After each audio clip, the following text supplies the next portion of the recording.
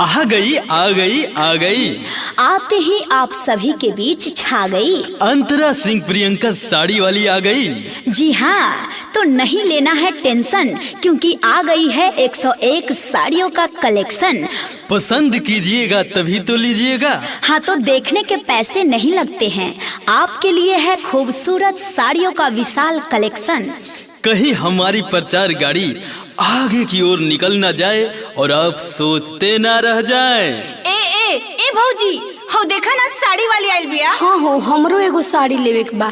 यही महीना हमरा भाई के शादी बा, सोचा तनी कि हमहू एगो बनारसी साड़ी ले ली। अरे रुका रुका, बुलावा तनी। ए साड़ी वाली, अरे है ना, सुना बहू। अरे हाँ हाँ, कहे ना, आवत तनी आवत तनी।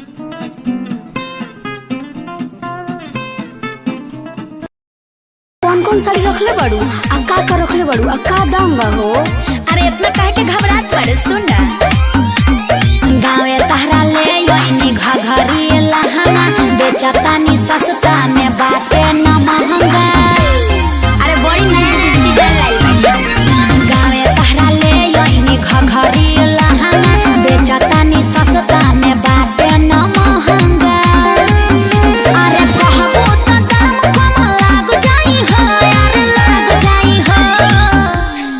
अच्छा तो खोल के दिखावा तो, हई ललका हई पियर का, अतन हई हई हरियर का दिखा देबू। हाँ हाँ ठीक है बा, बाकी तनी ओल्ड मॉडल लगाता, पुरान लगाता। अरे सुना तो पहले, देखा भइल बाटे रेशम के कढ़ाई हो, साड़ी पहनबू तब पिया बालू भाई हो। देखा भइल बाटे रेशम के कढ़ाई हो, साड़ी पहनबू तब पिया बालू भाई हो। म्यूजिक बाय रविराज देवा।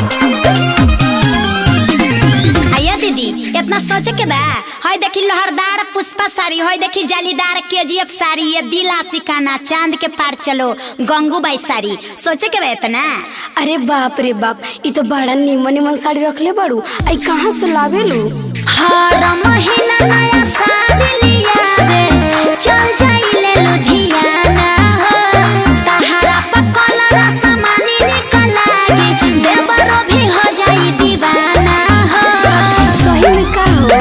अरे चीज बा ओरिजिनल जान ला, अरे हाथे लेके तू पहचान ला। ठीक है बा, होई पछतावा जब बिक जाई हो, यार बिक जाई हो। ए बहिना, ऐसन करो ना, हमरा के एगो चांद के पार वाला दे दो। अरे का तू पुरान मॉडल पर पड़ल बाड़ू, हई देख ट्रिपल आर साड़ी नया डिजाइन में आइल बा। अगे माई, ई तो और बढ़िया है। इहे दे दे हमरा के। हाँ हाँ, कहे ना बहिना, इस साड़ी में तो एकदम हुर पड़ी लगबू। और सुन ला, देखा भइल बाटे रेशम के कढ़ाई हो, साड़ी पहनबू तब पिया बालू भाई हो। देखा भइल बाटे रेशम के कढ़ाई हो, साड़ी पहनबू तब पिया बालू भाई हो।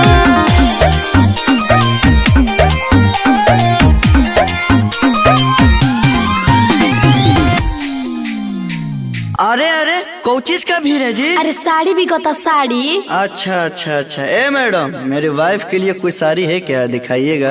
हाँ हाँ, क्यों नहीं, ले जाइए। सैया के साथ मड़ैया में बड़ी ट्रेंड में चल रहा है। का ट्रेंड में? अरे ट्रेंड में नहीं, ट्रेंडिंग में चल रहा है, ले जाइए, नहीं तो पेंडिंग में रह जाइएगा। अच्छा अच्छा, और कुछ है क्या बढ़िया चीज? हाँ हाँ, काहे नहीं है, देखिए ये डिजाइन सब। सिल्क की साड़ी, बनारसी साड़ी, रखले बानी राजस्थानी हो, पहनबू तू तो हीरोइन लगाबू, जैसे महल के रानी हो। ओगी मैया, लाल लेबू की बोला पियर, अरे बन जाइबू अर्जुन के डियर।